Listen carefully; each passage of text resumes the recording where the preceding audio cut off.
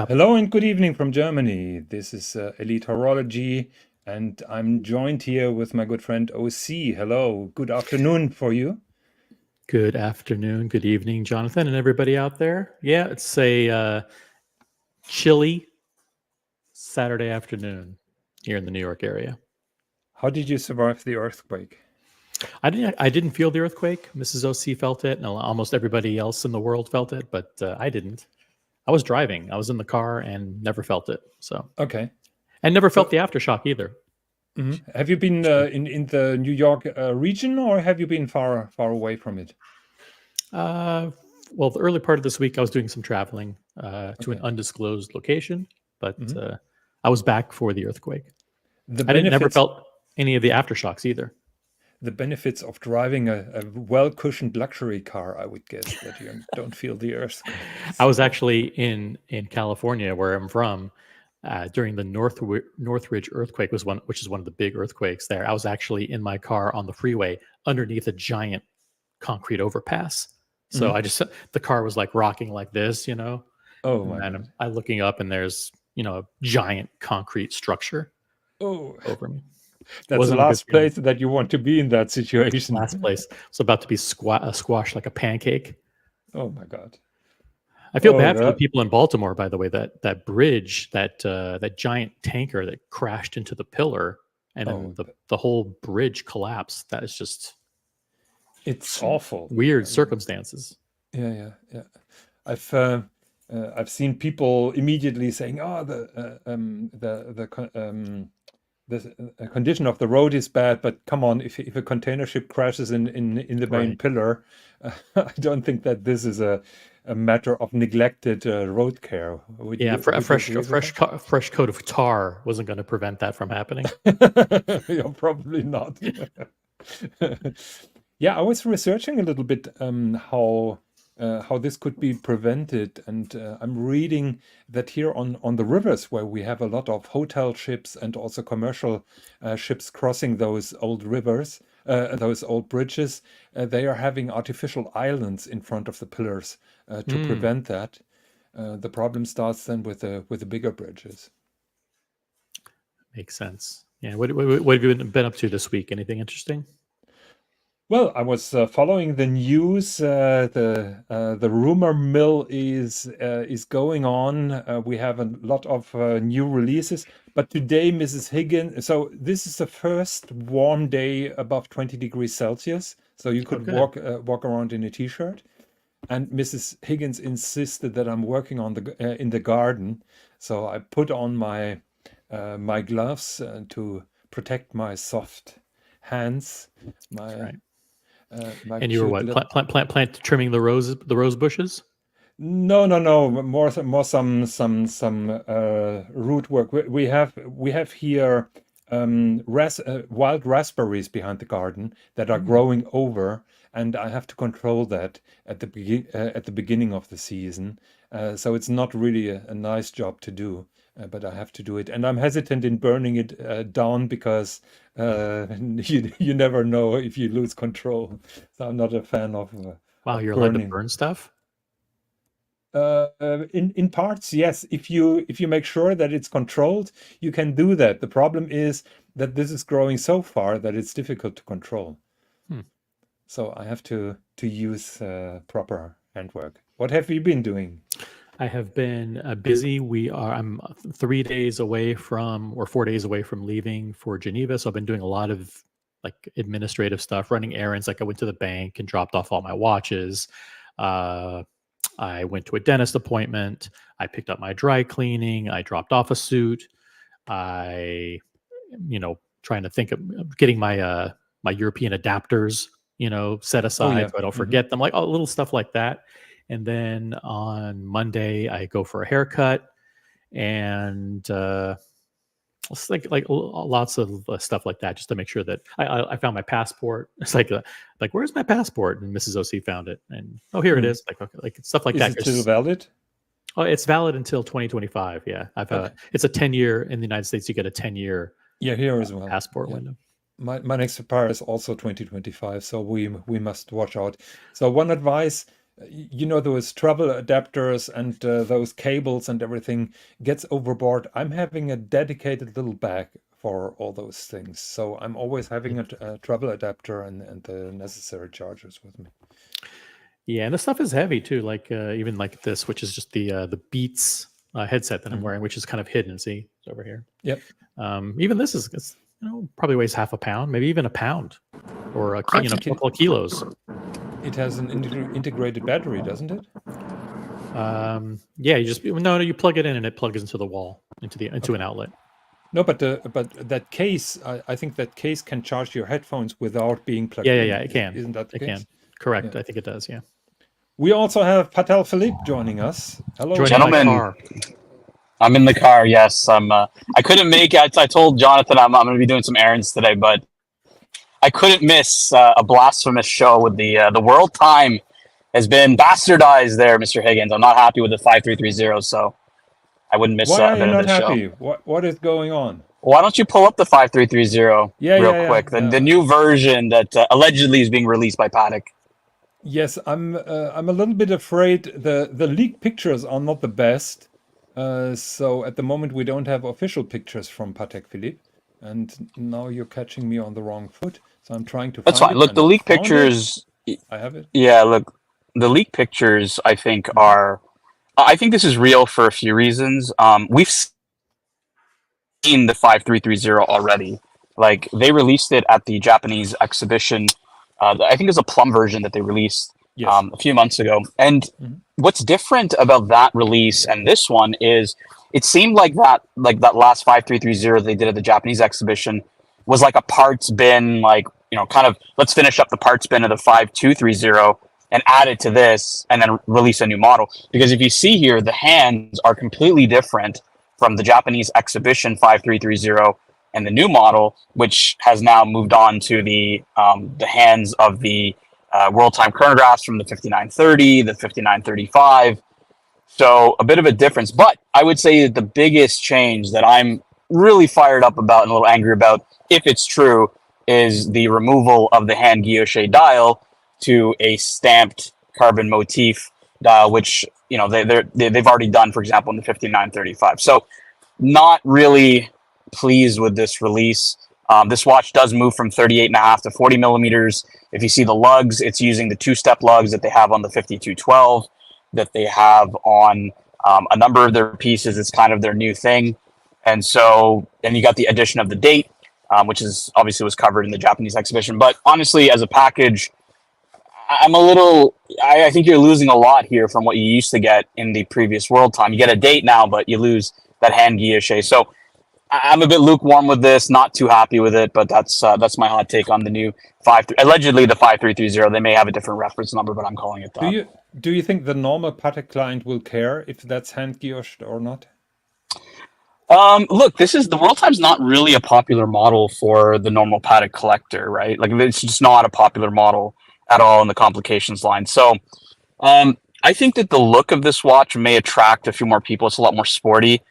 However, I think that sportiness, because look, that motif dial is based on the 6007, the original version 6007A, which was I think it was an anniversary. It was a release for the opening of their plant, their new plant in Switzerland. But yeah, look, from a aesthetics perspective, the goal is they're trying to be more sporty, right?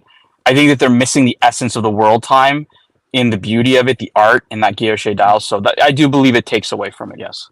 OC, what do you think about that? I think, first of all, before we get started with that, I just want to say hi to the 15 people who are watching. And for those of you who are watching, please type in a comment in the chat so we know who you are. Yeah. Hello, Patek Chris. Hello, Whole Milk. Hello, Sebnelli. Sebnelli. And don't forget to like the stream. Is this the exact same case size that was introduced on the Japanese exhibition version, the famed purple dial version? Yeah, so it's going from 38.5 OC to 40, but it's still using the 240 movement, which, okay. I mean, originally, if you look at the original re-release World Time, was a 37 mil. So they're just upping the size. Yeah. But has the dial been expanded in size too to account for that, or is the case? Yes. Okay, so the dial's actually that different additional. too. Yeah, you see that additional ring for the date. That is basically the growth in size. It's 1.5 millimeters. That this is bigger, and it's But didn't the Japanese exhibition also have day of the month as well? yes, Or no? but It that did. It was did. also Yeah, it 40. did. It was also So 40. our That's right. Okay, speculation for the case so it's the size. same. So it's the same case. Got it. So this is Well, the it is our speculation. We don't have the confirmation, but it makes sense because I doubt that that Patek Philippe is introducing last year a model of the Worldtimer and then does a different case size. That wouldn't make right. sense with And the did same did the ingredients. purple one also have a stamped guilloche pattern in the middle, No, or No, it actually had the hand guilloche okay? from. That's why I said it's kind of like a parts bin model of the 5230 because you have the hand guilloche dial on the Japanese version, but you also get the hands from the previous version on the 5230, whereas the hands on this one are the new version or of the the world time chronograph style. Right. And what was the material on the Japanese version and the material on this one's allegedly? Are they both white gold? I Or are think they both. both platinum? Yeah, I think both will be white gold. Like the Japanese one was for sure white gold, so I think this one will be white gold as well. so that is the Japanese version, and you can see the guilloche style. That's the one with the red 12 for Japan. The Yes. Rising Sun. Yeah. The Rising Sun is awesome, isn't it? I like these hands. I like the hands on this version. Tan, you were saying that the hands are different on the Yes. new one? Yes. Yeah, On so the this new one, they version, are the hands of nicer. this, yeah, the hands of this version are the same as the previous version, the 5230, whereas the new release is actually using the hands OC of the World Time Chronograph 5930 or 5935. So it seems like they're using that more sporty look, which in all honesty, I've heard from collectors is not very readable as a dial. It's just not, they don't like the layout of it specifically. So they're kind of transitioning that into the standard world time, which I think is just a mistake. I don't think it's smart. Yeah. I like the look of the new one. I do like the monochromatic purple dial version from the Japanese exhibition, how everything was kind of purple.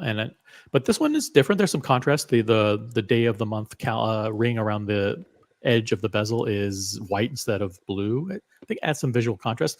I mean, do I like the fact that it's a stamp dial instead of hand guilloche? No, but I mean, more and more maisons are doing that and going that direction. Unfortunately, I'm such a dumbass because I closed that prepared picture that I had of the new world time.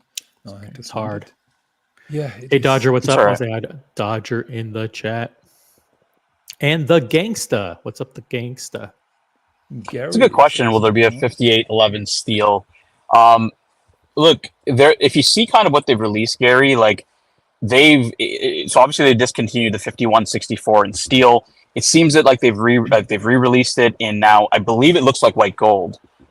So what it looks like, Gary, is they're kind of like so I mean, think about it. The Aquanaut could be the next one, right? The last steel model, like the 5167, they could re-release that as a white gold. So I think that they're moving away to precious metal, and they're also supposed to release a new line, which could be steel. So I don't know. It just seems like they're axing a bit of their previous steel models into precious metal. Let me put a counterpoint to your argument that this is a big turn down, that the carbon motif is now stamped. As far as I remember, they used the same in the 6007 and also in the chronograph Worldtimer, and nobody really complained about it. So how do we know that it's stamped? That is an interesting question, and I would like to have a look at the Patek Philippe webpage, and it is quite easy. If you're able to decode Patek Philippe's language that they're doing on their main page. 1 second, I have to.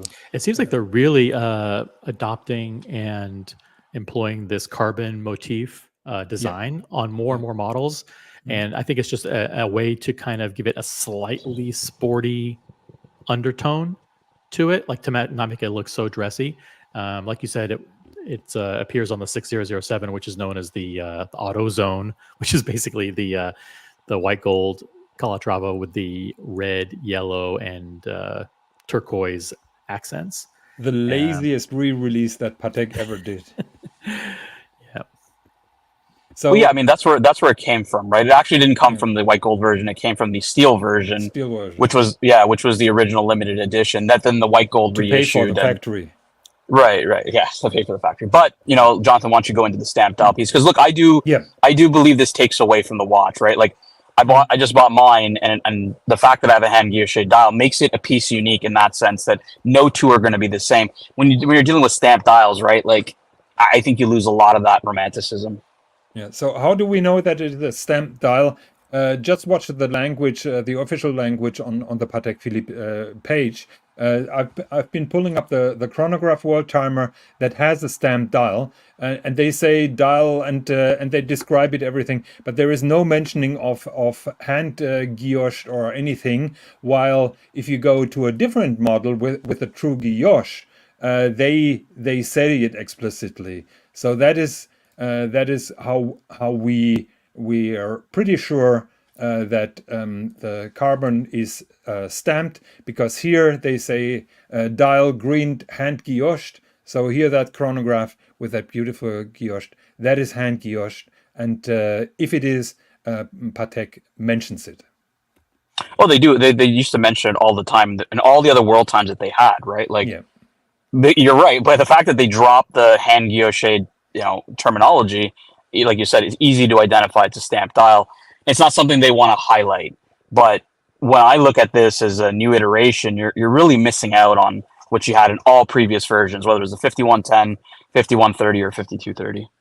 Yeah. I really like the design, I got to tell you. I think it is, I'm not a big fan of the denimish looking bracelet, which is designed to connote an element of casualness to it and make it not look so formal.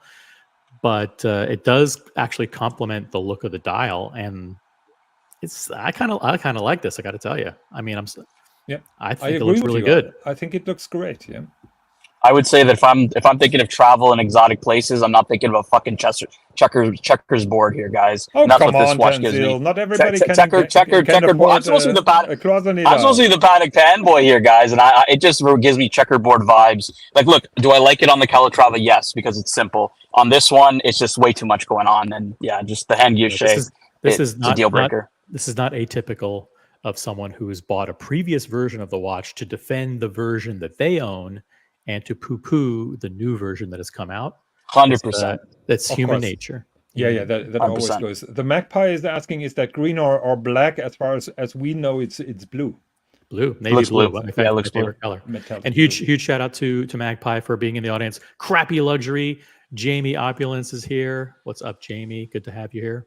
And Cleveland. What's up, Cleveland? And there is big news from the Dodger. He got the call from the AD, so he's not AD never calling anymore. So he got the call from the AD, unboxing on this channel in 2 weeks, and I hope to meet Dodger in person to do that unboxing. 2 weeks? Like, well, what kind of AD holds a watch for 2 weeks? Like, OC's running down in 2 minutes. Like, hey, I got this watch. Let's go. 2 weeks. Come on, Dodger. Dodger is in Spain in the next couple of days. Oh, nice. And very cool. And contrary to the accusations that I'm only telling ADs, only to tell to Germans, Dodger ordered the watch during his Berlin visit at a German AD. I didn't contact the German AD. So Dodger has been on the list, and now he received the call from the German AD in Berlin. Given Higgins' reputation for blocking people at their ADs, I think that's highly unlikely. Yes.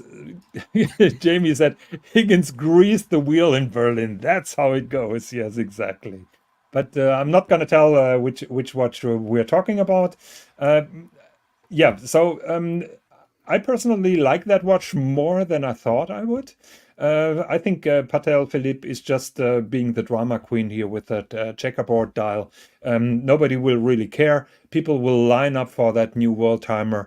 It will be hard to get. And I think it will give a new boost to the Worldtime themes. I like it. Now, where's the date? People are saying that they don't like the date on this one. It's a pointer date. I like a pointer date. I love pointer dates. I love retrograde date on the Breguet tradition, and I like it here. I like how they've implemented it. It's cool. I agree. I think Patek put some extra effort, because I think that is sapphire, isn't it? Or is it glass? Do you know? Yeah, but that, the question is that like Plastic. the question is that is it necessary, right? Like, is this really what they needed to do to make the world time popular? And that's where I disagree with you guys. I don't think they needed to make it more sporty or add a date, right? Like, I think if anything, Jonathan, like, daylight savings time and other areas to make the watch more functional would have added a bit more to it than adding a date and or the motif, the carbon motif, right? Like, again, I think they're barking up the wrong tree of just there's certain watches that should be contemporary and there's certain watches that should be elegant. And I think they've kind of taken it a little bit. I think they've over-rotated on this one. I think you're totally off the rocker, because there are anal people just like yourself who are complaining that the Worldtimer doesn't make sense. They are all about precision, usability, and that it bothers the heck of them that summertime is not reflected in that. And I'm pretty sure 50% of the people were moaning, "Oh, there is no date. I can't use that because I need a date on a daily basis." Now Patek is finally doing that, and now you're bitching and moaning again. Yeah, and the more Yeah, that but he I think bitches and the more that he bitches and moans, the more I like the watch, because actually now that I think about it, I like these hands because it complements it. Actually, the simple hands work better with the carbon motif underneath. It doesn't look too busy. If you would have had the syringe hands, I think it would have been just too much going on. It would have taken away from the carbon motif. So I think they actually did. Even though it's from the parts bin, I understand from a design perspective why they chose those hands. So L. Angeles aside, I'm liking this watch a lot. Yeah. I think, I just like I said, it's something that's not new to most Patek collectors, right? Like we're looking at a watch that looks like a watch we've already seen. So it's not really, again, like I said, what are you solving, right? Like the date's not solving. Because Jonathan, you said, right, like the daylight savings is the problem. Well, if that's the problem, why are you solving it with a date? You know what I mean? Like it doesn't make any sense. Because they made the case bigger, Patel, and when they make the case bigger, they added a complication to take up visual space on the dial. Right, but that's even the other the question is, did they need to make the case bigger? Right? An analogy how annoying customers can be, and no matter what you do, they are always bitching and whining. That was my point. Thomas Burnett, good evening. Hi, yeah, how you doing? Good to see you. See you, Tan. Very good. To see you, Jonathan. I will see you in 4 days in the beautiful city of Geneva, Switzerland. Now, for me, this is what the world time should be looking like. It's that checkerboard pattern. I agree with Tan. It's horrible. It's too casual, too sporty. Yeah, it's the look of this. Well, you're bringing the goddamn awfulest watch ever made by Patek now as an example. I like the watch. If it didn't have a date, 2007. No, I mean it's not what we want. We want that classic, beautiful Patek look of the world time.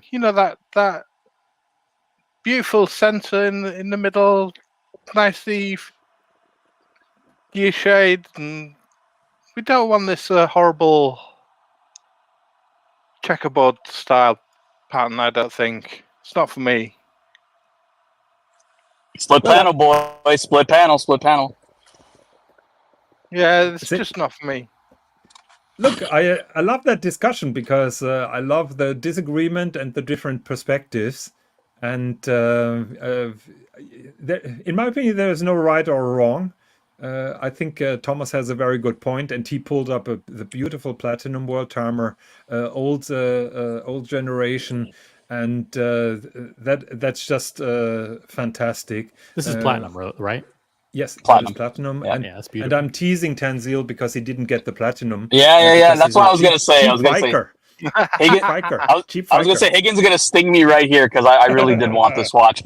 I just couldn't find one around my area, but I do love this watch. I do got to run, guys. I just stopped on for a few minutes, but bye-bye, thanks for having me. See you guys. Yeah, and to defend Tanzil, the platinum would have been double of the price of the white gold. So and the question is that premium really worth it? So the one he's been counseling me to get is the I believe it's white gold, but it's the New York edition with the New York skyline in the center of the dial. But Oh those yeah, also sell for a hefty premium. I think Yeah, I that saw is one crazy pricing, for isn't it? 69,000 US recently, yeah. as opposed to like Yes. 39,000. You know. So Gonzo, Oh, well.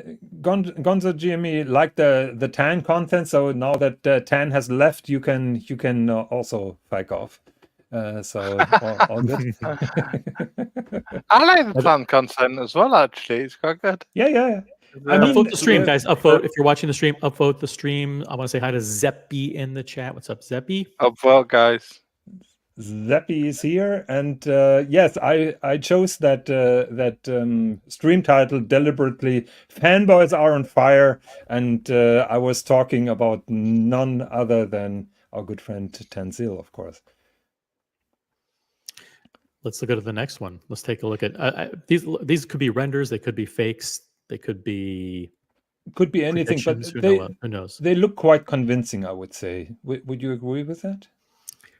I don't know, but I don't know if these actually move the needle at all. There are only a couple of them. That Worldtimer is one of the ones that I actually like. Some of the other ones look just bizarre. Exactly. I'm not going to cover them all because I have difficulties pulling up the right one already. Oh, where are they? I have too many tabs open. I had the watch on the screen. Then Thomas came up with his, so I blame Thomas. Sorry. No. It's all. Here it is. Sorry, we're going to send Jonathan back to live streaming school. Yeah, please. So last this time, this is some kind of GMT with the skeleton local hand. Dual time. Yeah. Similar, dual time, similar to like how Parmigiani does it on their GMT Rattrapante, right? You have two hands, one's hidden underneath it, and then there's a button or there's a pusher somewhere, and it changes. You can change your local time. What I'm still trying to figure out, and someone will explain it to me, I'm sure, is why does it say home under 6? I have no idea what that. I can tell you. Okay, what is that there for, and why Thomas, would they make it so ugly? No, enlighten me, Jonathan. Well, usually Patek Philippe Worldtimer has an indicator for home or away, I think. That is. Apparently, this is a smaller version, and they got rid of that indicator. And I think that golden home signalizes that the golden hour hand means synchronized with time. that. Yeah. That's dumb. That's dumb. I agree with you. Fucking dumb. The indices themselves are gold, so they can just explain that. Hey, by the way, the gold hands match the gold home hand, and when you move your local hand, that one's skeletonized. I almost lost a friend today because we were fighting over that. He asked me the same question. I gave him the same reply. And I told him that home thing looks equally ridiculous, just like the email on the enamel dials. And he was not happy about that because this is our friend Russ, who just bought that minute repeater with that email dial. You lose friends over the stupidest things, Higgins. Jeez. Yeah, I can't help myself. Fucking A. That's what you argue about? Well, my motto in life is I'd rather lose a friend than miss out on a good joke. Yeah, this looks like the same size as the 5035, the older version of the Aquanaut, the smaller one. Like I don't want to call it the ladies' version, but the small. This is like a 35 millimeter watch, right? We are not sure because there is no official release. We only have those pictures and we can only guess. So I don't know which size we are talking about. Probably it is the 40 millimeter, just like the Luce last year with the moon face, which has been criticized and praised. So we don't know. We only have the pictures at the moment. Well, I mean, I think the big home actually ruins it for me. I mean, it's basically a deal breaker. That fucking it is word ridiculous. home. I agree with you. Dumb. We don't often agree to OC, but here I agree with you. So here is one that I really like. Thomas, any comments, by the way, on that one? Yeah, I think the home looks stupid on it. It's unnecessary. But I like the skeletonized second time zone hand. Yeah. So I was telling Russ that I find those releases incredibly lazy so far. From those leaks, we haven't seen anything really super high end, but those are all variations of already existing models. Nothing new, nothing groundbreaking. New case material, new dial design, new dial color, and that's it. So this is the inline or unibrow perpetual calendar from Patek. Before it was in platinum with a blue dial. Now there is a salmon dial, and it is also platinum. How do I know that? The little diamond here at 6 in the case indicates that this is also a platinum case. Yeah, this is my favorite model, by the way. This is the 5236, which is, as you said, the inline perpetual, and I love it in platinum with the blue linen dial, or the blue denim like looking dial. Yeah, that is beautiful. And they jumped on the salmon bandwagon for this, and I get people like salmon, and it does look classy and all that. But like you said, it's just a dial color change. Nothing incredible about this, and this is a very expensive watch. I think this is over in US. This is over $100,000. Way over. Yes. Thomas, what do you think about that? Yeah, I like it. I quite like the inline date movement, perpetual calendar movement. I like the fact they've added a moon phase. Yeah, nice color, lovely color, salmon dial. Yeah, what's not to like about this one, really? Well, the price, $140,000. That's the price. Yeah. That's what's not to like about it. Yeah, indeed. Yeah. And I'm asking myself, with the overkill of salmon or rose gold dials that we had a couple of years ago, why is Patek coming up with that now? And isn't it haven't I overseen that a little bit? So am I getting annoyed by too many salmon dials? Because salmon dials used to be very special, very rare, but now they are all over the place, and I think that's not really necessary. By the way, Cleveland says Higgins is down to only 2 friends now. That's not quite true. Mrs. Higgins is his wife and not a friend, so that doesn't count. So it's only 1 friend. And I will go a little bit internal about the channel a little bit later, and maybe I give a small teaser for the audience to think about. So Tanzil issued 2 little videos today, which was called the Logs Report, which was a kind of news flash about the Archiverse, because that is what he knows. I offered OC and the people from the Tim Wright universe to do the same. It turned out that this has been very controversial. Personally, oh my God.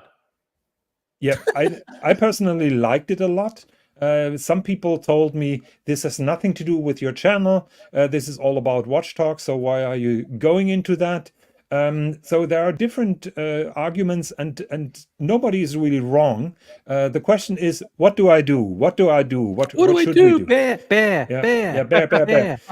So Tanzil offered that he does that Logs report on his own channel. I personally like it, and I want it on my channel because I think it gives a benefit to the viewers who don't have the time to watch 8 hours of a daily stream. And if people find it too dramatic or too gossipy, just skip it. I see it a little bit as the news part in a program, in a movie program or so. Can't you hear, or am I? No, I can hear fine. I hear perfectly. Okay. No, I'm just reading Patek Chris's comment about the inline perpetual calendar. It says it's soulless. Not bad on a Lange, but not on a Patek. So he says inline perpetual calendar soulless, perfect for a Lange lover, not a Patek lover. Sorry, Higgy. I think I'd like it more with stylish flourishes, brigade numerals, scalloped case. I'm not sure if he's serious with the flourishes and scalloped case. I'm going to defend it a little bit because if you check, there used to be an old pocket watch perpetual calendar with that inline calendar. So it's Right. not a new thing. It's not a contemporary thing. Patek basically quotes from their past, and I think the pocket watch was a glorious one. And I personally think it looks fine. Daughter loves it.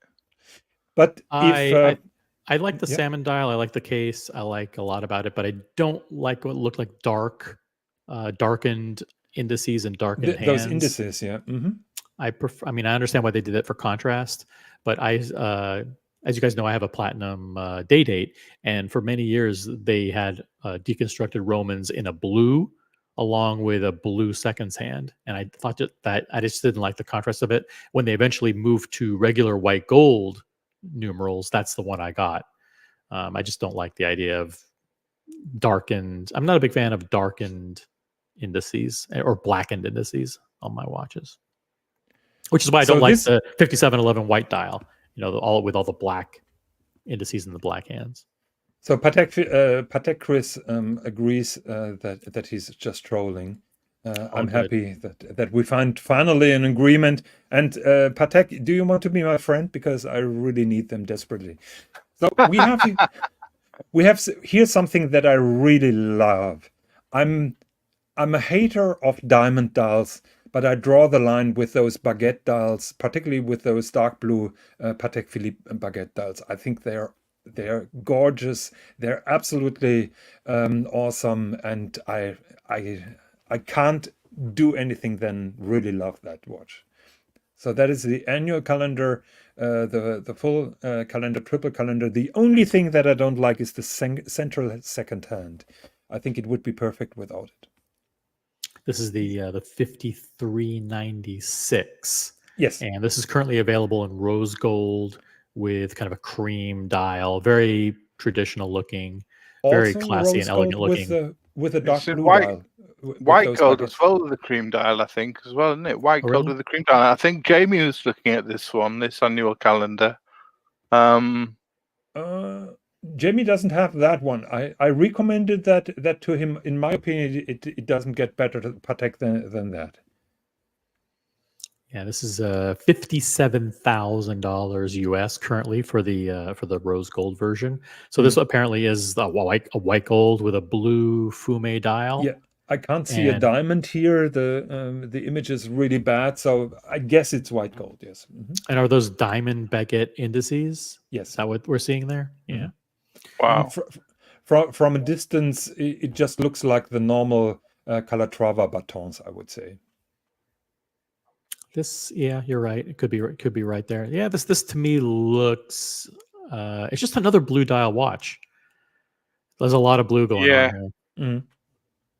Yeah, it doesn't look particularly outstanding, to be honest with you. I don't find. Yeah. I mean, I like the existing one a lot better, actually, with the rose gold and the cream dial. 1 second. Let me pull that up. That was 5326, correct? No, 5396. 5396, yeah. 1 second. Where's the search function here? 5396.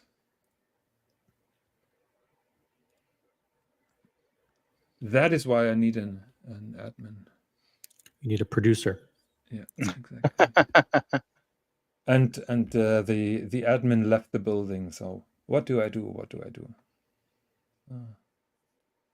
I'm just trying to find the current model.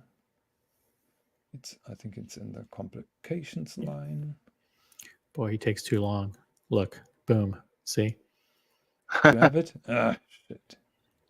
I've had it the whole time. Okay. I just wait. I was watching you suffer. It's fun. I remember Jamie looking at this one, and he was really looking to hopefully add this to his world time, and he was really liking this one. And, after the burglary, Archie was looking for a new watch. I was very new on the panel, and I recommended him to get this. I think that is absolutely gorgeous, much better than his normal Calatravas that he's looking for. And it is a 96 case, so that is the the classic elegant case with those smooth lugs, very elegant, very classy, very timeless. And you can see that also on the 5196, so the 96 case, and lux is fantastic. Yep. And this is also the same movement that is found on the 5726 Nautilus. Yes. Really? Mm-hmm. Ah. Yeah, but didn't want me know to pull that. it up? Here, I'll pull it up.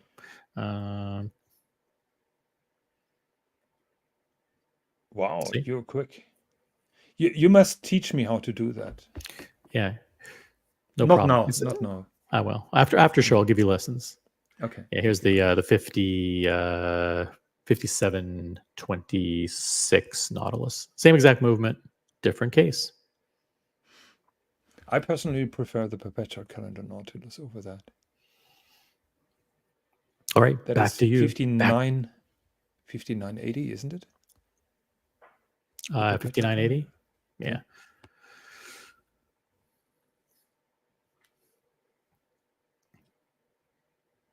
There's the 5980 is discontinued, right? Yeah, I think so. Yeah. Yep. All they have left is the 5990 here. And breaking news: I have a new friend. Oh, great. Good. You're up to 2. Patek Chris, you got 3 friends now. Good. I'm your friend, Jonathan. So Hey! I'm on a run now. OC, take that. Wow. you're on a roll. I'm gonna have to work hard to catch up. I'm only at 1. Yeah. So should we cover the other watches, or should we just leave them? Sure. Pick 1 or 2 more. Okay. So here's another variant of the ellipse, probably different case size. I think we've seen those kind of bracelets before, but I'm not sure. So Patek Philippe experts. I think you've said more than needs to be said about that. Next. Okay.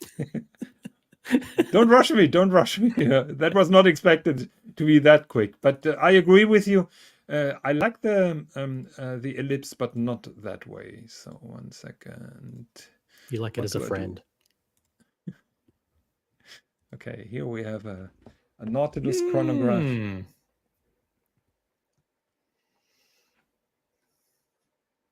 Not sure about the case material. I would guess that Patek is really trying to go away from all Calatravas in steel. So my guess goes to white gold or platinum.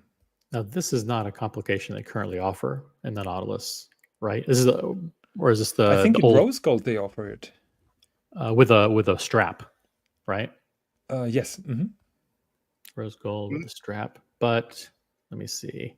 Thomas? Not with a strap, I don't think. I saw. What's the model number? I don't know. They It's just a stopped. picture.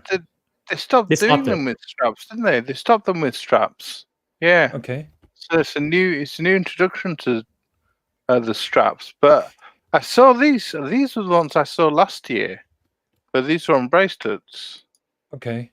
So it seems that those denim bracelets are really en vogue right now. So this is a second model with a denim strap. The Worldtimer also came with that denim strap. So OC is pulling something up. That is a different chronograph. Yeah, this is definitely different. Sorry, I didn't mean to be. I was just browsing the. Okay. Okay. So next one. In total, 11 different Patek Philippe models have been leaked today. Yeah, America's right. That was the 5980 and it was discontinued. That's what I thought. Okay. What else do I have? I don't know why they would reintroduce it. Makes no sense. Does it really? If they say they're going to get rid of the bracelets, now that is horrible. That's just too it's much. a beautiful ladies' watch, I would say. If yeah. So the art is in the dial to make that kind of mosaic, but certainly not a man's watch, and it's not It's not really about watchmaking. This is more jewelry. We know that Patek Philippe acquired this company in Geneva who are doing those diamond set Salonitra. thingies. Yeah. Salonitra? Hmm. Yeah.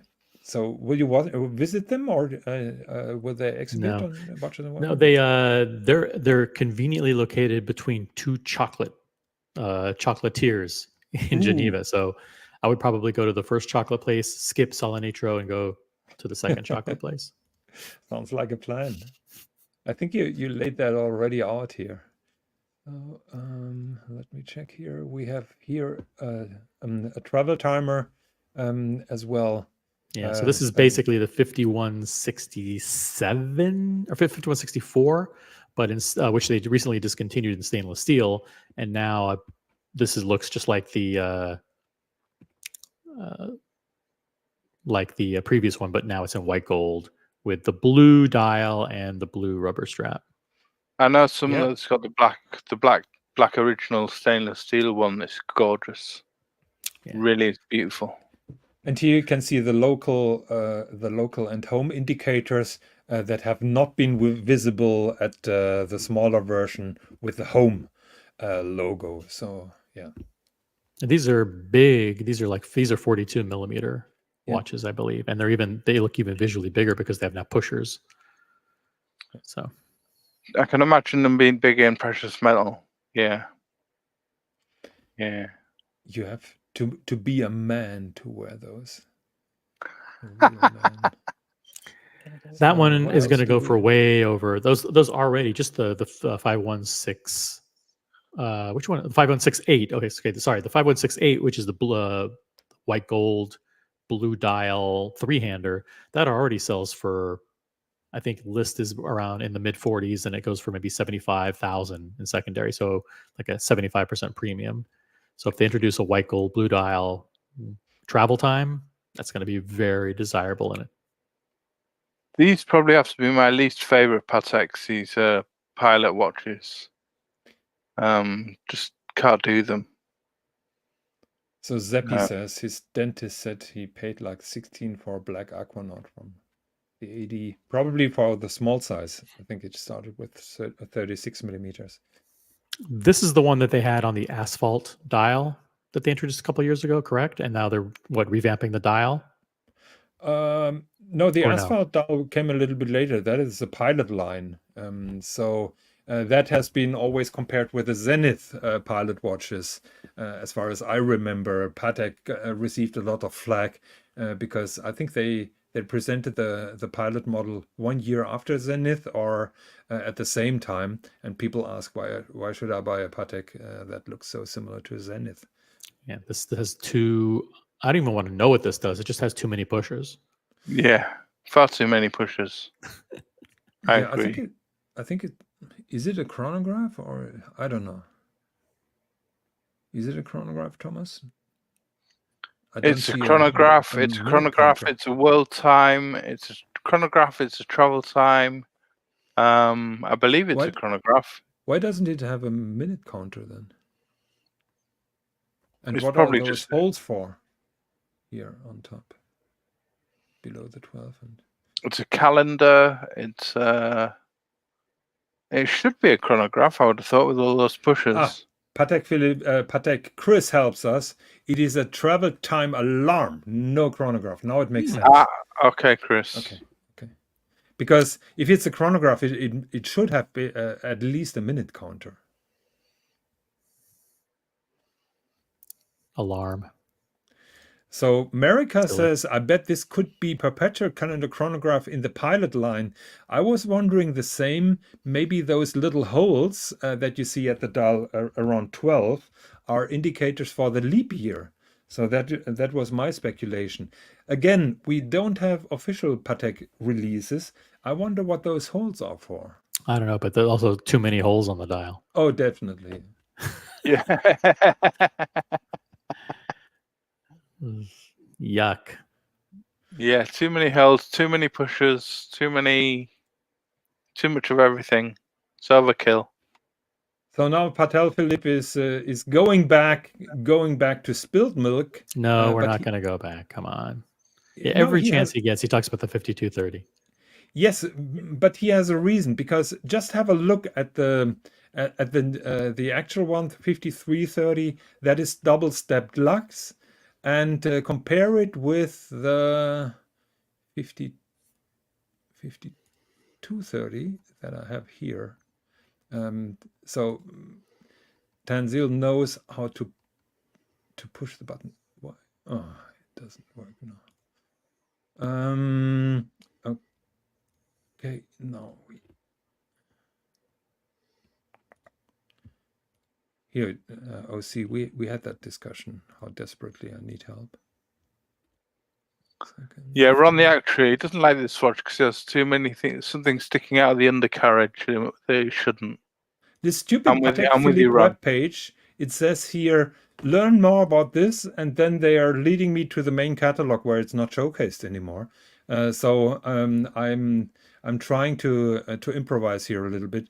Those are those beautiful stepped out lux that I love so much, and in my opinion, those are the reason to buy a 5230 over the new 5330 that only has those double stepped lux. And I had that discussion with Tanzil. When he was thinking about buying a Worldtime, he said, "I'm afraid that the new model will be more attractive, and the old one will be then old potatoes. So I'm waiting and waiting and waiting." And I told him, "What are you waiting for? You see the Tokyo edition already with the double stepped lux. This is no comparison to the beautiful lux on the old one." And I told him I would buy the 5230 only for the lux. Fair enough. Good advice. Sometimes I'm of help. So 30 Danny is here. Danny, come on. Hi, Danny. Good to see you, mate. 30 Danny is asking a question. Higgy, how come you will never have a Patek like 10? Actually, that is not true. I used to own a Patek, but I was too young. So I had a 3998 in yellow gold, Calatrava. OC, can you please be so kind to try a picture of, to find a picture, 3998.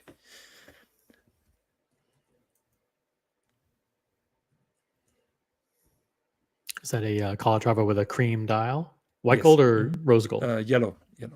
Yellow? Something like this? No, that is not 3998. 3998 is an automatic. Sorry. How about... Yes, that's it. I think that was 34 millimeters. Back then, nobody questioned 34 millimeters being an appropriate size for a gentleman. So I bought that because it was classic Calatrava. I wanted a Patek, but I was too scared to wear the watch. I was coming from Rolex, a single Rolex sports model owner. I had that Calatrava probably for a year, and then I sold it practically unworn because I was freaking out to scratch the watch and to ruin it. So I put it down to the fact that I was too immature for a Patek back then. That's a very conservative, boring Calatrava. Yes, it serves the purpose. Yes. It's just a boring dress watch. But I want it to be timeless, you know. It is. Back well, then, it is. Yeah. Yeah. Back then, 3919 with the Clou de Paris bezel was the hot shit, and I wanted to be timeless and classic. America is asking, are those confirmed real releases? No, they are not. Those pictures appeared on several channels, including Rolex Passion. So we are not 100% sure. It could be all a prank. They are a 100% authentic, confirmed speculation. Yeah. Yeah, I hope they are a prank and that they bring something more adventurous out. But it's Patek Philippe. What are they going to do? I heard a rumor that the Cubitus, which is the name of the worst name ever for a new collection, may not be revealed at Watches and Wonders. They may it's maybe delayed and they may reveal it later in the year. So Mm. if that's the case, we're stuck with these. But nobody, I mean, everyone's familiar with the allocation process for Patek Philippe. If you're a new customer these days, it's impossible. You have to buy. They basically want you to buy 4 or 5 watches first before you get an Aquanaut or a Nautilus, which is insane.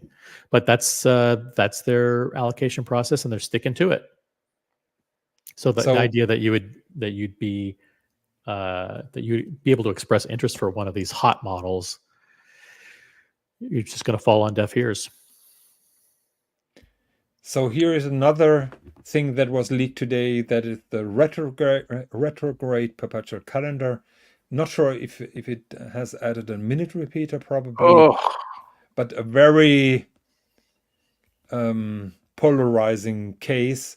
I appreciate the craftsmanship. I don't like the hanging eye sacs here around the crown. Looks like a bulldog a little bit. OC, what do you think? I think there are plenty of very rich people in Indonesia and China and other places, some princes, some oil sheiks that will happily buy this stuff, but normal people probably won't. Yeah. Let's keep in mind Patek and Czapek are Polish, and so the taste goes a little bit into Russia as well. I know Russia is at the moment on a boycott list, but I would say that this is targeted also to some Russian oligarchs. What do you think? Keep in mind that those watches have been created maybe 5 years ago. Do you think that's the lead time, really? That long? At least, I would say. Thomas. I mean, looking at this calendar, I can only compare it to this one that I saw last year, which is just horrendous.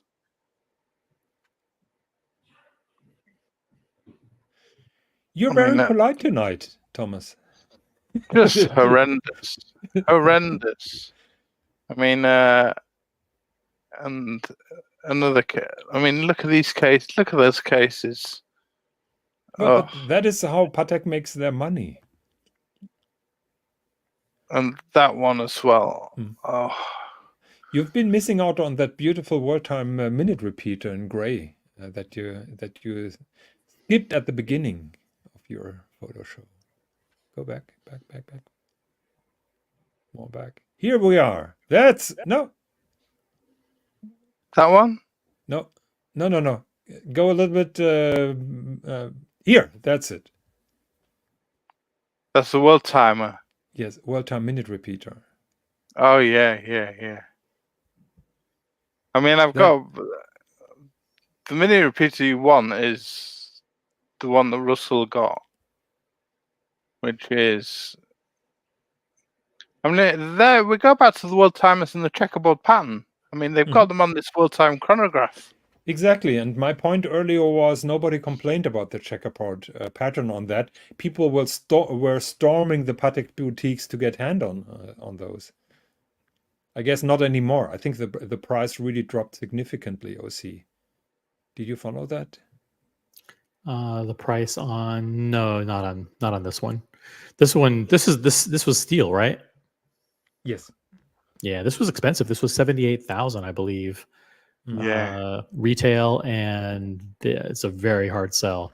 I think at one point it was over 120 on the gray market for those. Really? But then they came out with that one, which was the beautiful green one, which was just stunning. I personally like the blue one more. Stunning. The blue one isn't a chronograph, though, is it? It's but they made a chronograph Worldtime with a blue dial. I think that was white gold. Did they? Yeah. Right. Yeah, so. But the knockout piece has got to be the let's get through the garbage. That one that Russell bought. Yeah, that is the Russell watch. Yes, that is a famous email dial. Can you zoom in? Yeah. Here at 6, it says email. just there. Yep, beautiful. But that is just something else. I mean, that was my favorite release, Patek release of last year. It's just something else. Beautiful. By the way, And over 30 people now watching here. That's please right. like and subscribe. Like and subscribe. How many thumbs For up the do we Watch have? Talk, pure elite horology Watch Talk. Yeah. Should we cover the Rolex teaser, or has that been discussed? I'm happy to pull it up. I have the video queued up. We spent 4 hours covering it the other night. Went through it frame by frame, 662 frames, frame by frame through the video. And most people, if they watch that video, will get probably the most in-depth analysis of the YouTube teaser from Rolex. But I'm happy to pull it up and let. I was checking it. There was some wild guessing, and in my opinion, some guesses were really way off. But not sure how the discussion went. Let's. I have it right here. Hold on. Boom. Okay, you have the floor. No, I mean. Yeah. So the first one here, the first image with that bezel, I heard Timmy saying that the fluting is different. I can't see that, to be honest. I think it was half an hour about the new fluted pattern. I can't see that, to be honest. What was the result of the discussion? I think the result, if I'm trying to be diplomatic, is this is either a date because of the president bracelet, or this is a hint that they're going to put the full gold Sky Dweller on a new president-ish style bracelet. There was certainly an image, if you scroll a little bit further, where the watch is hanging vertically. You could see a hint of a Sky Dweller hour ring. Yes, this is the so it's when the iconic, and then it cuts this shot. This could be the same watch. It could be a different watch. It looks similar, and then here it is. As you can see here, there's the outline. There's the clear outline of the Sky Dweller subdial here. There have been some speculations I was reading, and I thought that it would be an interesting discussion. How about making a date with an annual calendar, probably? So I think that would be something interesting. And for sure, if they really make a Sky Dweller, no matter 40 millimeters or 42, that will be positioned above the date in terms of pricing. And as we know, Rolex doesn't miss an opportunity to make more money, even more money than they do. So it would make sense for her. Yeah. So at least this image we know is of a Sky Dweller. What that means, we're not quite sure. But the theme of this teaser is when the iconic meets the unexpected. Yes. So does that, I mean, you can interpret that so many different ways. Does that mean like the iconic president bracelet is now unexpectedly on a different watch other than the date? We'll see. But I think that's the consensus of, I mean, it's not an overwhelming consensus, but I think a majority of the people thought that that's what this meant. And then after that, we've got a great image of a, this is kind of a I mean, I don't know what you want to call this pattern, but it's basically a stamped or hand guillocheed ice blue dial. And I think 1908. Yeah, it's honeycomb. I've heard it called honeycomb. So honeycomb, and you can see the 3 in the top right hand corner, which is the Arabic numeral from the 1908. So the rumor very quickly no settled. Loom hand. The no loom hand, correct. It's not an Oyster Perpetual. But what does it tell you that it's not a laser engraved dial? Because they have been investing big in lasers, and I wouldn't be surprised if Rolex would go cheap instead of having a guilloche dial, just replicating that with a laser. That was my idea too. We do know that they're rumored to be discontinuing the palm motif and the fluted motif dials, which were the first dials to use the new laser engraving capability for the dials. But if you look at the shadow that's being cast by the minute hand, you can see that it actually juts back and forth on the dial. And if you deduce that that could only be done if the dial were actually had raised bits. Yeah, exactly that. So otherwise, it would be a straight line. Good Right. point. Good catch. Yes, I haven't thought about that. Yeah, because when you look at the numeral on the right, it looks like Mhm. there's a straight line from the Yeah. 3, but that's a lot closer to the bottom, a lot closer to the dial. The minute hand is raised up, and you can see clearly that it has those the back and forth zigzag, Patek Chris indicating that says Rolex need to fix their movement that break entire watchmakers. yeah. Johnson ECC's got a good point. It does look more like fish scale than honeycomb. That's Okay. right. But it's Yeah. the hand. The hand is definitely a hand from a 1908. Definitely. But we have to keep in mind that this shot is done from an extreme angle. So I would like to see the final result of that. well, it's not even a shot. All of these are computer generated Yeah, yeah. images. So the computer created the shadow, and maybe the computer was told create the shadow as if all these were raised elements of the dial. You never know. Okay. But anyway, the ice blue kind of look of it, many people are guessing that this will be a 1908 in Platinum. platinum. Yeah. Yeah. Which would with make a sense. Special dial. Yep. Yeah. America, no super chat here. We are not monetized. We have 1,340 subscribers, but we don't have the viewing hours. And to be honest, the goal was never to get this channel monetized. We appreciate the interest. We appreciate the subscribers. I make no secret out of the fact that I'm very sure somebody paid for a lot of subscribers because the numbers really don't make sense. But we still have 28 viewers, which is way more than we had on the Swiss and John show. And thanks to our panel, our world-class panel, and the great discussion that we have. Yeah, so this is obviously a Jubilee bracelet, but it's obviously a bezel on the rotating bezel, which hints new GMT, doesn't it? I think. And now, is it a Coke or is it a right-handed Sprite? We don't know. I would like to be the devil's advocate. I know that people say that those are not GMT lugs. Those are GMT lugs, no Submariner lugs. But what if they're just introducing a Submariner with a Jubilee bracelet? Very nice.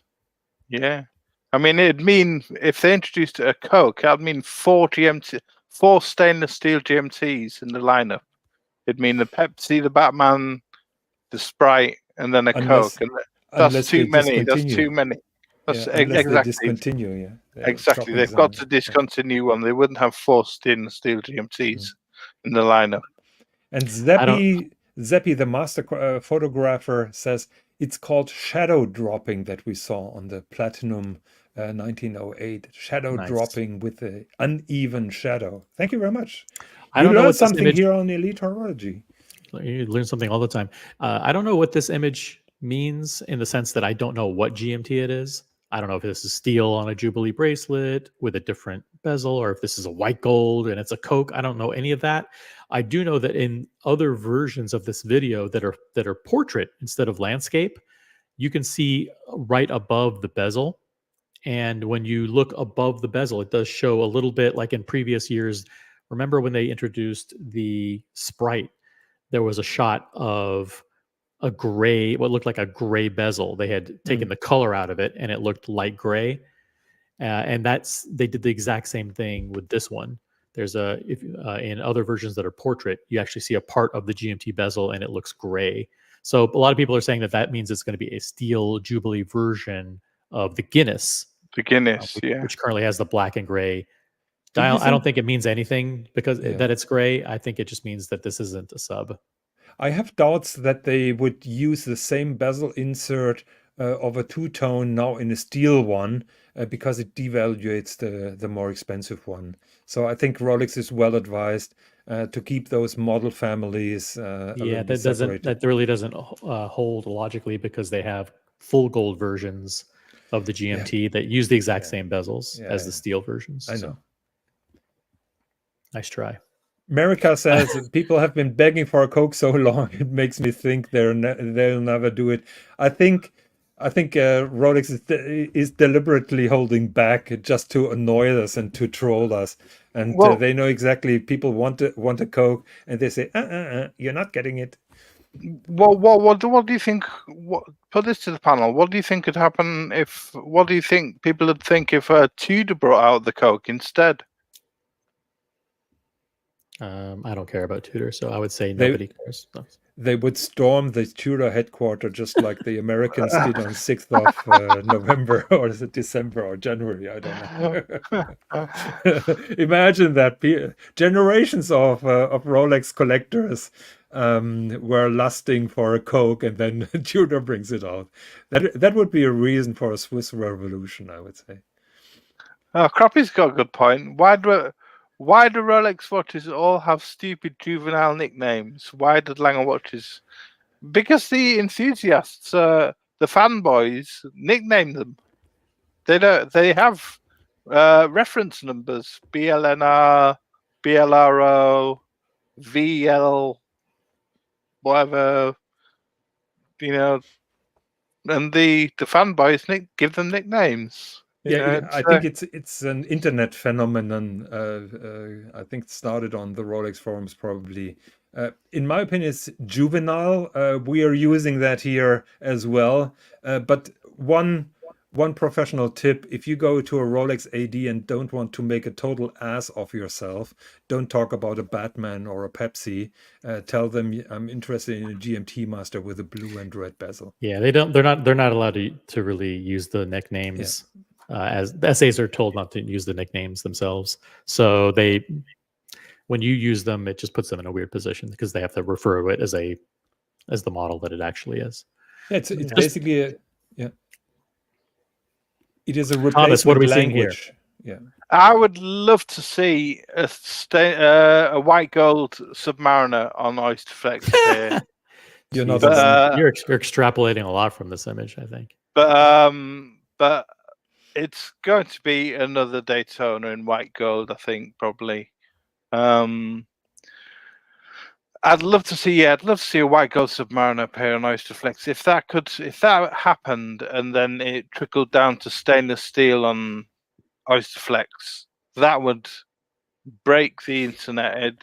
There'd be waiting lists for those watches for people to be able to get an Oysterflex Submariner.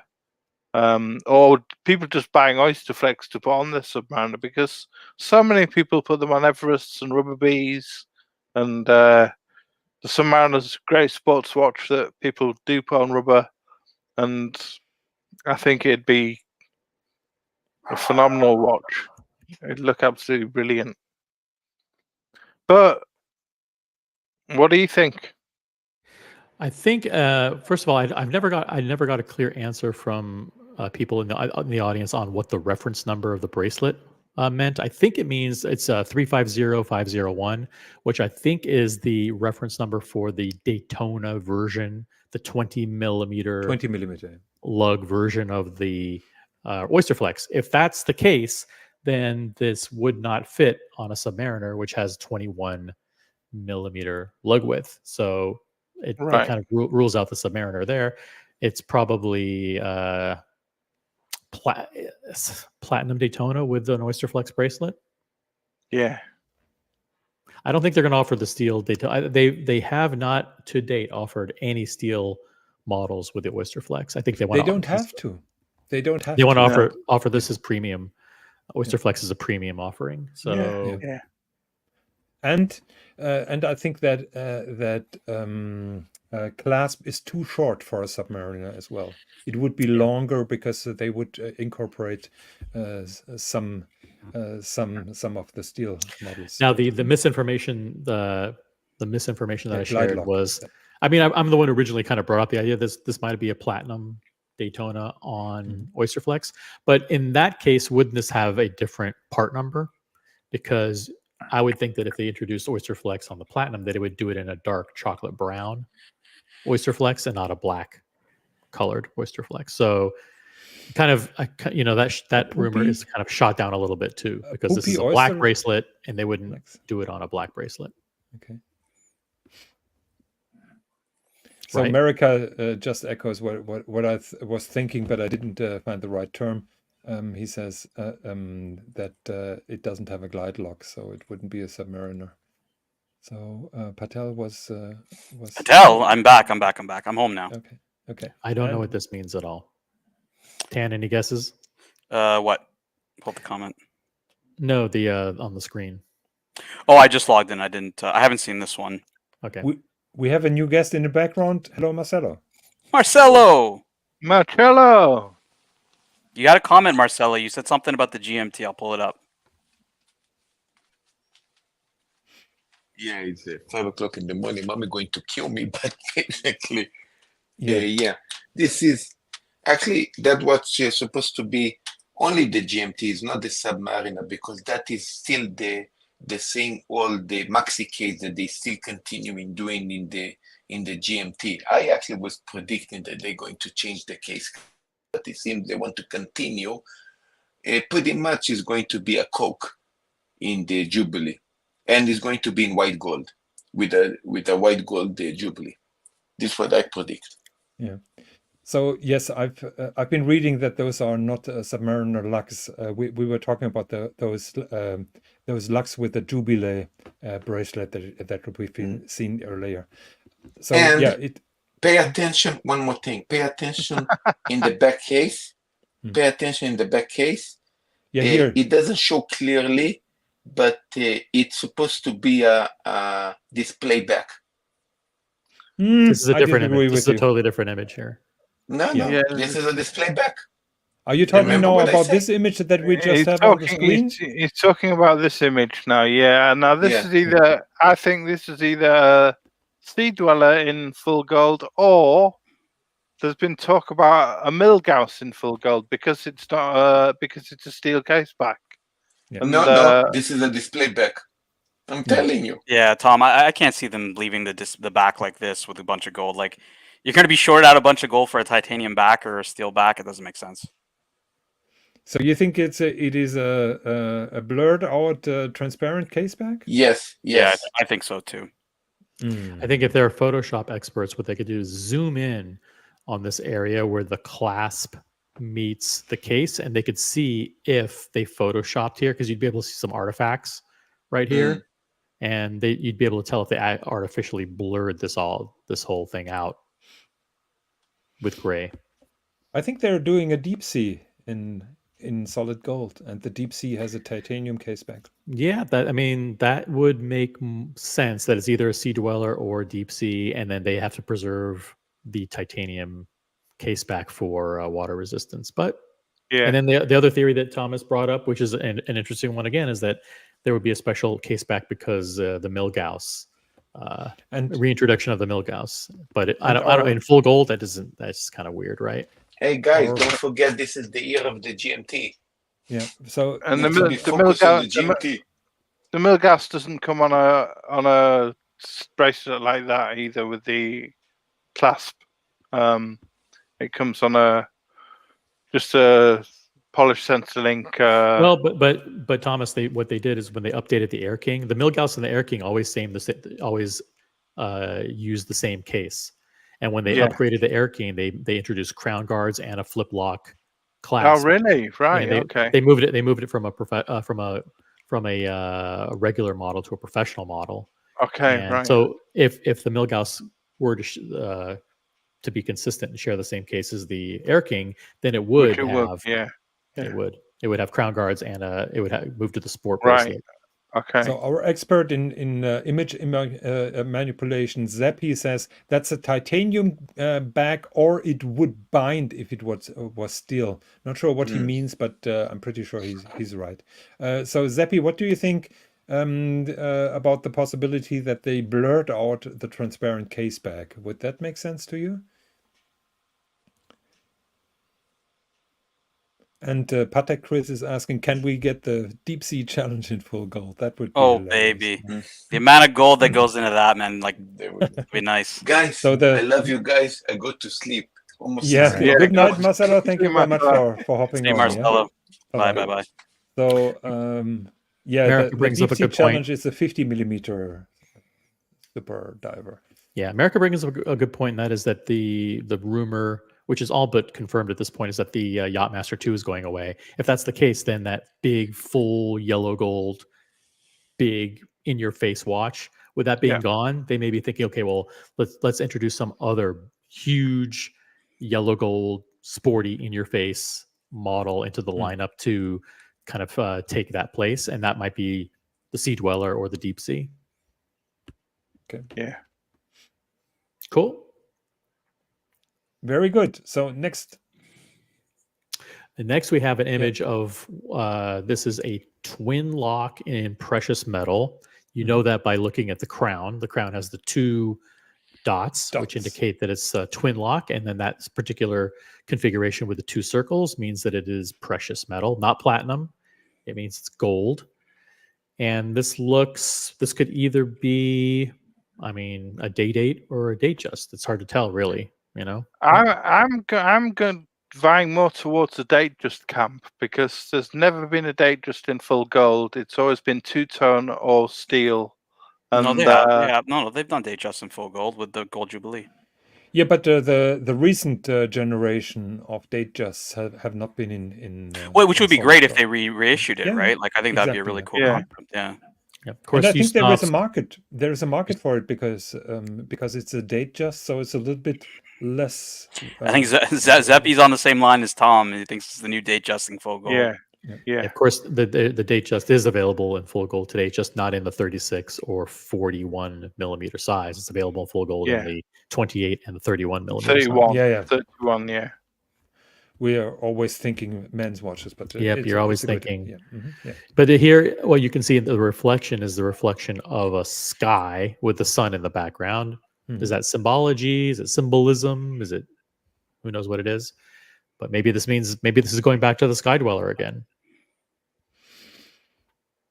Wouldn't the bezel look a little bit more different? I don't know. I mean, how different is the command? The other thing that I heard was that why don't we just count the number of peaks on the crown? Because every watch have a certain number of peaks in the crown? Depending on the size. I'm not going to bother counting the number of peaks. I don't know. It's 20. There's 27 peaks here, which means someone else can do that, right? It looks like a small crown. It looks like a fairly small crown. So I'd say date just. Yep. I think if I'm being conservative, I'm going to say that it's not the date just in full gold. This is simply a yellow gold date. And what's so special about that? Absolutely nothing, except if you look closely at the case back, you'll see that it's a display case back. So they'll be introducing display case back on certain day dates. Got it? Possibly, yeah. Yeah, that's the thing that very few people picked up on, that it looks like a display case back. So it could be just simply there are certain day dates that come now with display case backs. Mohammed has a point. Just 3 more sleeps to go, and that is true, because usually we've been excited in the days before Christmas, but now we mainly know what we're getting for Christmas or not. But here with Rolex, it's really the tension is building up. So I think he has a point. And here we have a shot of a sport watch, but it has the diamond baguette, the invisible setting bezel, which has only been available on the platinum day date, I believe. So maybe this is hinting that they'll be introducing, instead of round or brilliant cut bezels on all the models, maybe they'll be expanding the use of the invisible setting, brilliant, the invisible setting baguette style, the channel setting diamonds on more models, maybe precious metal other than platinum, or maybe even date just, who knows. I could be wrong. Sorry, I see. No, just this is all every single one of these things is basically about dramatically increasing the average transaction price of watches. Like taking people, like, instead of buying $20,000 watches, you have to buy a 40 or 50 or $60,000 Yeah. watch. Yeah. Yeah, I think So- this looks like a day date, definitely. I mean, they came out with the carnelian dial, the turquoise dial, the green aventurine dial last year, and I think they had diamond bezels, and I think this is another diamond bezel day date iteration. I think what I'm seeing here, and maybe I'm making this up, I see baguettes that are standing.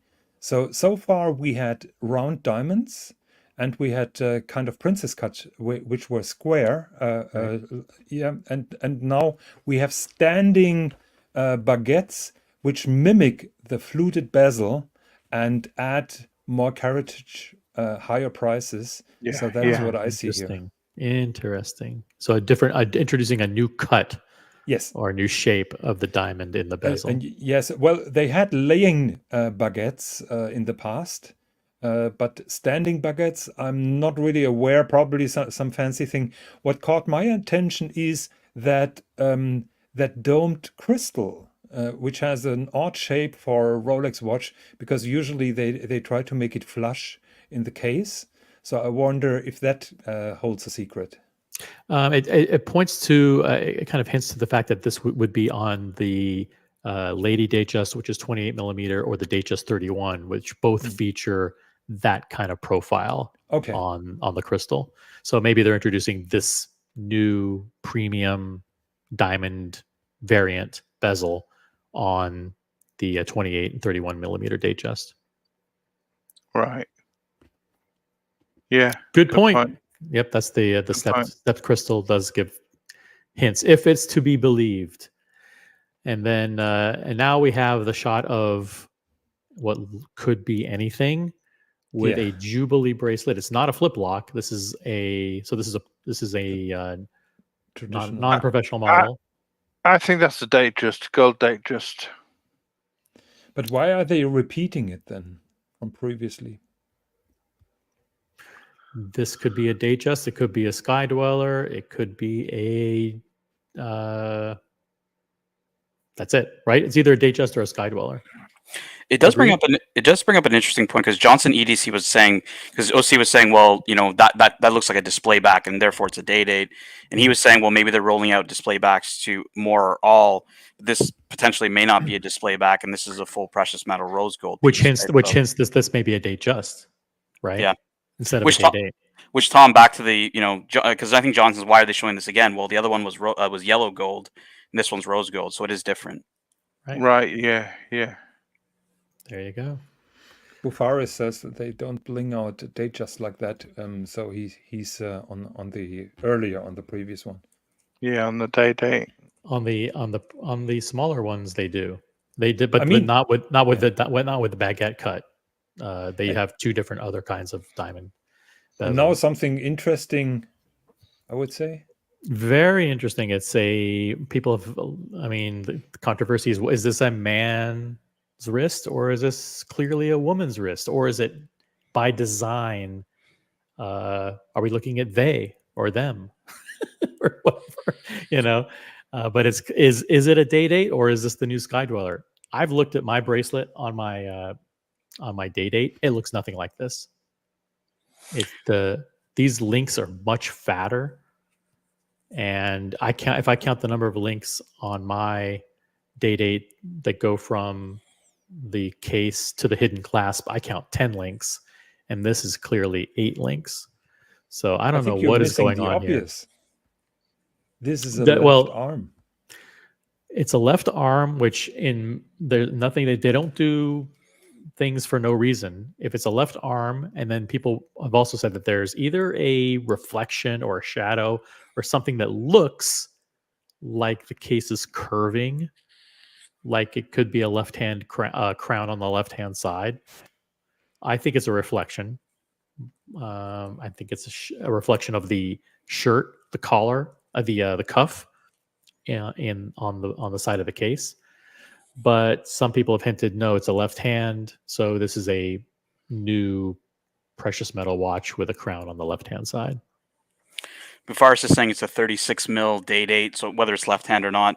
Jonathan, you thought this was pretty controversial with it being a left-hand drive, but I would say that of all the lineups, the day date makes the most sense. It's the lineup that they've historically been the most creative with, I would say, like different dials Yeah. and whatnot. So, Tom, I think it makes sense to do a left-hand drive on Yeah. the day date, right? The only I'm th- 100% convinced they are not showing a left hand here so prominently without introducing this watch for a left-hander. The only thing that would be inconsistent is that when they introduced the left-hand drive on the GMT in the Sprite, they actually decided to move the Cyclops to the 9 o'clock position instead of 3 o'clock. And here you can clearly see that the Cyclops remains at The the 3 3 o'clock, o'clock position. yeah. Which means either they decided, you know what, putting the date on the left is just too polarizing, and that they're basically going to correct that, and they'll put crowns on the left, but they'll keep the date on the right,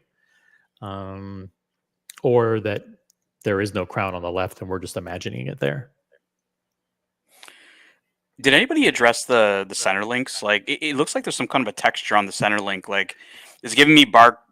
Tom, it's giving kind of I like know. bark style vibes. I don't know if that's been blown up. Yeah. Bark finish. Yeah. Is there anybody looked at the texture of that, or is it? Yeah, just we blew it. image? We blew it up, and it's the same. It's just polished links, but it's just an odd angle. Yeah, it could be a reflection or something. Yeah. What's also interesting about the shadow of the links is that it looks like there's unusually large gaps between the links because there's like dark area, but that's just shadow. The links are still normal links, but they look fatter.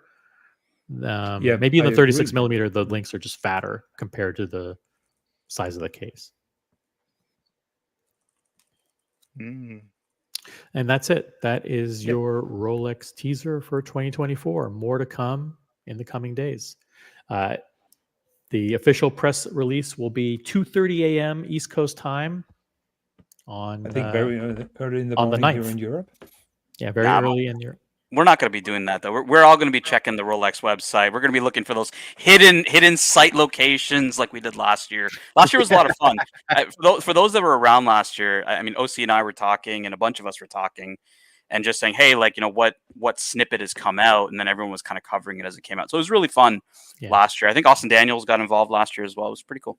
2 years ago, they actually had the guy who was smart enough to comb through the FTP site or whatever it was. That was funny. The site map, and actually find the brochures in advance. And they were, I know I can imagine Rolex wasn't very happy about that. So they put technology in the website now that if you're hitting these URLs more than a few times, that it's giving you an error message. Wasn't there also the leak of a catalog at some point? That happens every year, though. People always Photoshop the fake stuff in the catalog. But I think there was a real leak of a real catalog or a layout somewhere. I can't remember what year that was. Yeah, I think it was 3 years ago. Everybody said, "Oh, it's not gonna happen. It's too obvious." And then tick, tick, tick. Higgins, can you take this comment, because I think this is an interesting one.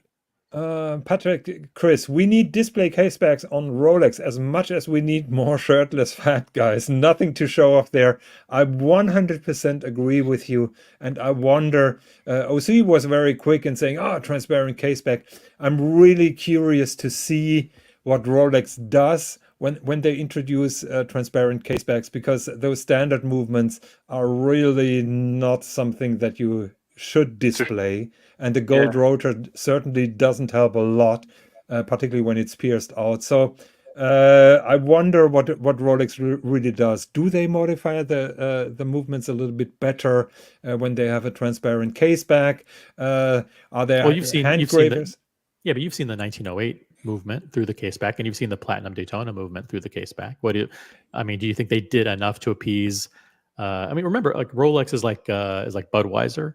It's luxury, but it's like the Budweiser of luxury watches. But the Daytona movement always looks okay, acceptable. It was not a Zenith, but it was okay and acceptable. And basically, they just modified a little bit the rotor. The 1908 is designed to have a transparent case back. The day dates or the normal date just movements, they have not been designed to be shown through a visible case back, and they're way uglier than the Daytona movement.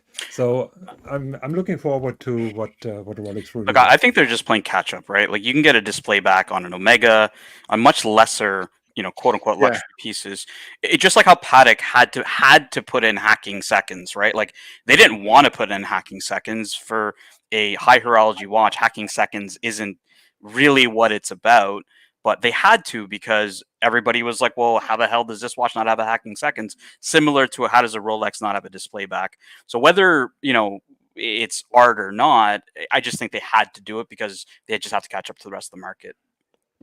So he is plugging his own YouTube channel. I'm plugging my new channel because okay. Curly's in the chat, so I want to make sure that I adhere to his narrative. That there is there's strife and division all throughout the Archieverse and throughout the entire watch community. Therefore, OC is splitting away, and we'll be launching his new channel very soon. When I get to 100 subscribers, I'll be launching my first live stream. Maybe. Hey! You said when you reached the first 10, didn't you? Oh no! I had to raise the level because we quickly. You said on the last show you said 10. OC, you're not going there. Now it's 100. Should I play the clip? Play the clip, Mookie. Clip it, Mookie. Play the clip. And of course, Curly is unsharp. You can't describe to the Lux report. You can only subscribe to Elite Horology. So thank you very much for subscribing. Shout out to Curly. Hi to Bufaris, who's in the chat. I want to say hi to Bufaris. Yeah, long time no see. And Damasco's in the chat. Muhammad Ali, I want to say hi to you. Sorry I didn't get a chance to see you in Chicago. Yo, Pavan is the funniest guy. Like I like the awesome Pavan a lot. Like you guys call him like the awesome Pawn, or his name is Pavan. That's how you pronounce it. Pavan, yeah. Curly versus OC, winner gets Popeye's chicken. I will pay for that Popeye's chicken dinner. I like the spicy Popeye's chicken. I haven't had fried chicken. I haven't had French fries. I haven't had McDonald's. I'm on the 5-week cleanse, heading up to Watches and Wonders. I have half a kilogram to go, guys, before I hit my target weight. I've got another 4 days to do it. It's been absolute torture for me not having cheeseburgers, pizza, bread, pasta. I haven't had pasta in 5 weeks. But you will, Thomas will see the new and improved slim and trim OC in Geneva. All right. And I know I don't want to do a plug for Tim's channel, but obviously we'll be doing, watch for me. Don't watch for Tim. All that suffering, and then Thomas. I was just gonna say you'll see the same old overweight Thomas. I was saying, can we plug Thomas's channel, The Escapement Show? I really, it's a really good show. Go ahead, Thomas. When do you stream? Because you and JCB and a bunch of the lads do a stream as well, right? So yeah, we stream fortnightly on The Escapement Show. We're meant to be doing a show on the week of Watches and Wonders this Saturday, but I'm going to be at Watches and Wonders, so it'll be a fortnight after that. So he'll be live streaming with us, 10-hour live streams every single day, starting with AHCI on Friday and Watches and Wonders Saturday, Sunday, Monday. Tune in if you're on the East Coast. Set your alarms for 5 a.m. Live coverage starts at 5 a.m. Don't do anything. Call in sick to work. Plan your PTO. Call in for vacation. It's going to be 10 hours a day of live coverage. So, but you don't know. But OC, Red Shovel's going to be there. Small G's going to be there. Thomas. We got a whole bunch of folks from Germany who are going to be there. Folks from UK. It's going to be insane. OC, all that suffering, and then you ruin it with Swiss chocolate. I'm not going to ruin it. I'm not going to ruin it. You're not going to eat any of those chocolates that they're handing out, or that it's possible. It's possible. I love Lindt chocolate, by the way. So okay. There are way better companies in Geneva than Lindt. I know. But you like Ritter. You like Ritter, right? Ritter, but that is not German. Yeah, I don't know. That is not Swiss. I know it's German. That's why I picked it. I actually got to run, but I had one question for OC before I went. Last year, you guys mentioned there was some issue with bringing multiple watches into Switzerland. What's that about? Is it like is it just they ask you, did you pay the tax? Like, what's the issue with bringing multiple watches in? There really isn't, except that there is a risk that when you come back into the United States, the customs will ask you, did you, do you have evidence that you didn't purchase these there? And then, if you don't, then they could assess customs duties on them, which could be quite expensive. So I'm only bringing one watch this time. But what I did last year, I brought 3 or 4 watches. I just took pictures of them in the airport. That's what I figured. Yeah, if you have a timestamp of a picture, or let's say you're in New York and you have it beside the Empire State Building, like fuck, they'll know it wasn't overseas, right? That's what I do usually when I travel overseas with my pieces. But yeah. All right, guys, I gotta run. Great show, guys. Appreciate everybody. Thank you so much. Thank you very much, Dan. So Patek Chris says Fabergé has a new limited edition octopusy egg object. Yes, in different sizes for insane prices. It has nothing to do with a screen accurate egg, but those are nice pieces if you have the cash. I think this is not for me as a James Bond collector because I want to have screen accurate merchandise or memorabilia. So Crappy doesn't know when the next Crappy Luxury show comes. Thomas has a Texan here. Yeah, that was last year, Watches and Wonders. That was OC showing off his Texano and his King Wow. Midas. Yeah, you won't see those this year, but you saw them last year, so that's good. Yeah. Yeah, I had my two vintage pieces with me last year. Yeah. Shameless bragging. Shameless plug. But That's a beautiful watch. OC, I love it. I love the fact that I have both of those. I really don't forgive you that you haven't tried to get to the Rolex dining. I know. room. Maybe next year. Because for people who don't know, this was considered this was a pre-Oyster Quartz watch that Rolex introduced in the heart of the quartz crisis. That has a beta 21 movement that was designed in a consortium in collaboration with 21 Swiss manufacturers, and they introduced that watch in 1970, I believe. And when you bought it, it was the most expensive watch that they had in the lineup, and you got a certificate that said that if you bought it, you became a member of the Rolex Quartz Club, and if you showed up at Rolex headquarters in Geneva, you would get instant admittance into the building. As a part of being in that club. So part of my my test would be to take that watch, knock on the doors of Rolex and demand that they let me into the executive lounge where I can have dinner with all the executives. I really can't understand why you're not taking that challenge. To be honest, if I had that watch, if I bought that watch today, I would be in my car now, driving down to Geneva and knock on their door tomorrow. Well, tomorrow is Sunday, so it's going to be tough. But I wouldn't hesitate, or I wouldn't lose a second day. I would try that out. And probably the main reason why I would buy that watch is exactly that. I'll do it next year. Promised? Will you join me? Will you take me as your +1? I may not be on YouTube. I may not be even on YouTube next year. I may be gone. Who knows?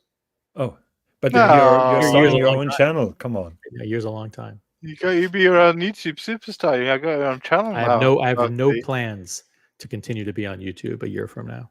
I mean, I'm providing you now the platform, so I'm pretty sure you're gonna fuck me over, and we'll take all the leads very soon. We'll fall out. All 32 leads from Elite Horology who are already people who know me anyways. We're gonna have fights and wars over this channel and your new channel. I'm gonna threaten you, and you will yell back on a daily basis on your channel. That's how it's bound to be. Yep, that's what's gonna happen. I predict it now. Talking about screaming and yelling again. The question to the audience, and I'm very serious about that. So Tan made two little shows this morning, reporting news about the Archieverse. I offered OC and gang the same to cover news from Tim Wright's universe. I'm totally fine with that. I personally like, or I love that new segment, the Lux Report. I've been hearing very critical voices, including Mrs. Higgins. Mrs. Higgins says, "You're losing the track. You're becoming a stream whore. You're trying to make popular content in staying in your niche with 7 viewers." And 120 subscribers and just 2 proper watch talk, which is a good point. I don't have a reply to that. Please leave your opinion about the Lux Report in leave your comments. Leave your comments in the video, and if there's overwhelming desire for drama, we'll be changing the name to Elite Dungeon. The channel Yeah, name will change to Yeah. Elite that is my Dungeon. plan B. Maybe I'm doing an elite dungeon. So Do Elite then Dungeon, Patel, and it'll be all drama all the time. yeah, Well, that's, Tan can then be in the sewer and throw mud around. Then So I'll see. We've got a drama question here for you. What's your opinions on Higgins Fabergé egg? Are you filled with envy? Crappy wants to know. what is I'm not- OC's opinion? Yeah. I'm not a collector of James Bond memorabilia. My understanding is that Fabergé egg was a prop, or was a From Octopussy. Yeah. a prop from what? Spy Who Loved Me, or Octopussy. Octopussy. Yeah. So I mean, people can collect whatever they want. They can get eggs commissioned to look like memorabilia. I'm all for it. I'm a big Kiss fan, so I have a lot of Kiss memorabilia over the years. So, or Yeah, what other people might call junk. So Lemon Curly says Higgy doesn't get it, Tan, exactly. I don't get it, and I don't want to get it. Again, and I'm gonna repeat that.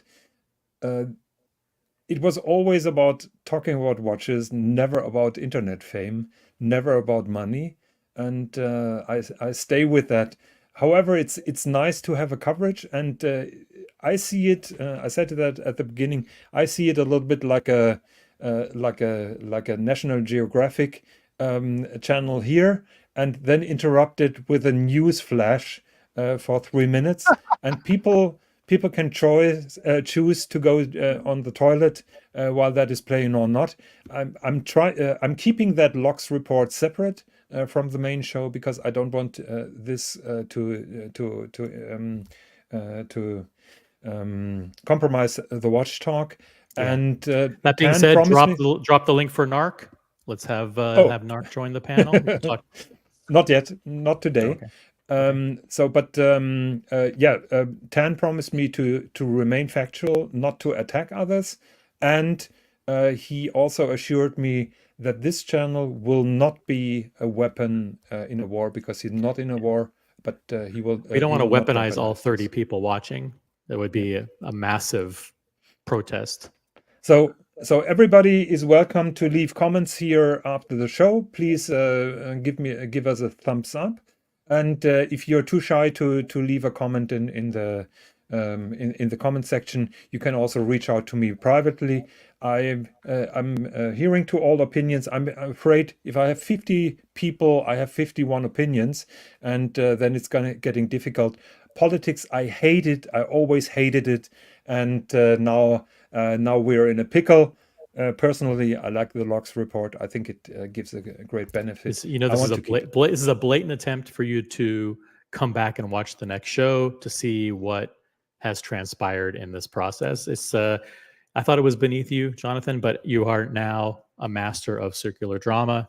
Just to again get the repeat viewers back. Shit. Okay. I have to be careful. Crappy's going off to the Chopard boutique now, so we better wrap it up. So OC, I love you. I love you.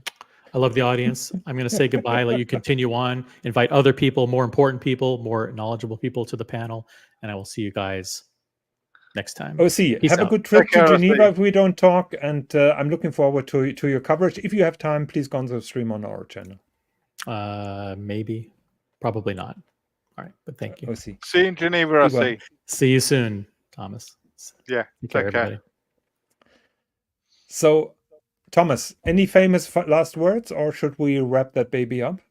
I like Crappy's famous last words. He's off to the Chopard boutique. He's a Chopard fan, and a Lucy Chopard fan. He always spooks Chopard and says that they're underrated, and I agree with him in a way. I saw some nice Chopard stuff at Watches and Wonders last year, and looking forward to see what they've got this year. And I'm sad that I missed Julia Roberts' appearance at their stand, so hopefully I might get to see her this year. Oh, that would be amazing.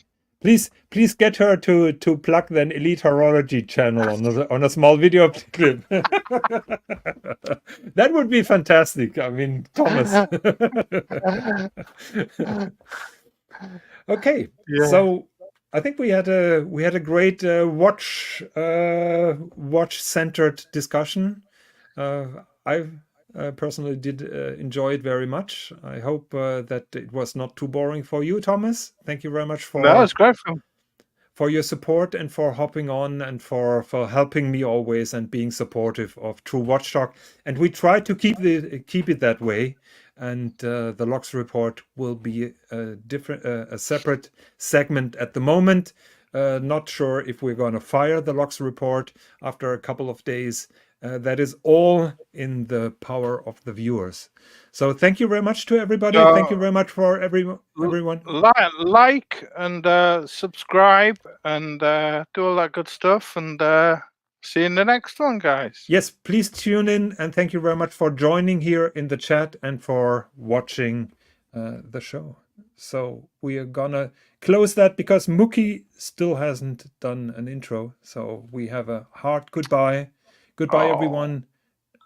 See you next time.